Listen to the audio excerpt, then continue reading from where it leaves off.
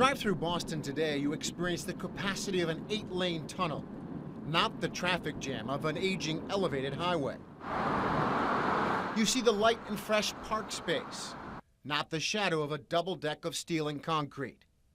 You connect with neighborhoods once divided by crossing an architectural wonder that has become a symbol of a city.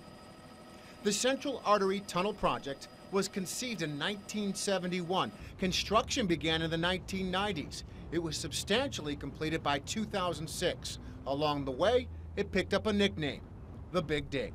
What's interesting about the Big Dig is this massive highway project, and it's the same people who stopped the urban highways. So it's really to be understood as an experiment in, is it possible to build an urban freeway that is in fact a positive for the urban area. David Luberoff was a reporter covering the early years of the planning of the Central Artery Tunnel Project. He spent most of his time since at Harvard, studying writing and teaching about urban development, including Boston's mega project. One of the senior officials once described that as performing open heart surgery on someone while they play tennis. Right? I mean, it was really complicated. And to boot, right, Boston's an old city that was all landfill. Nobody knew exactly what was down there. It's wet, and the engineering and construction challenge is enormous. Perhaps the greatest challenge was building a new tunnel 100 feet below ground, directly beneath the existing elevated highway, while allowing traffic to continue through construction.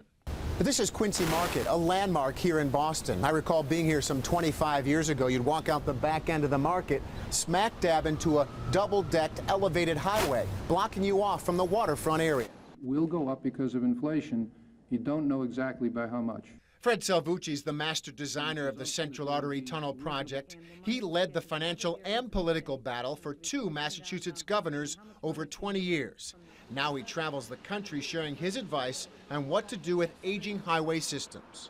Figure out what the right thing to do is. You got to start with the facts. What's in the public interest? Salvucci teaches advanced urban transportation design at MIT.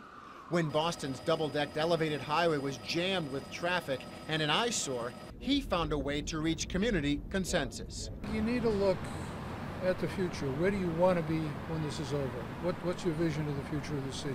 For Syracuse, Salvucci says a depressed highway would be a compromise that's the worst of all worlds. He sees a tunnel as the nicest outcome, but expensive with big challenges during construction.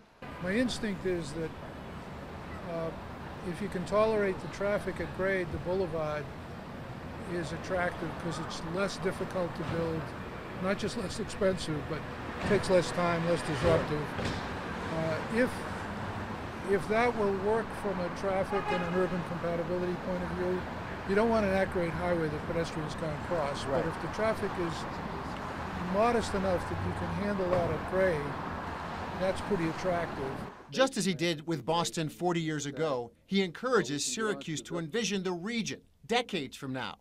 And when it comes to financing and details, well, cross that bridge when we come to it.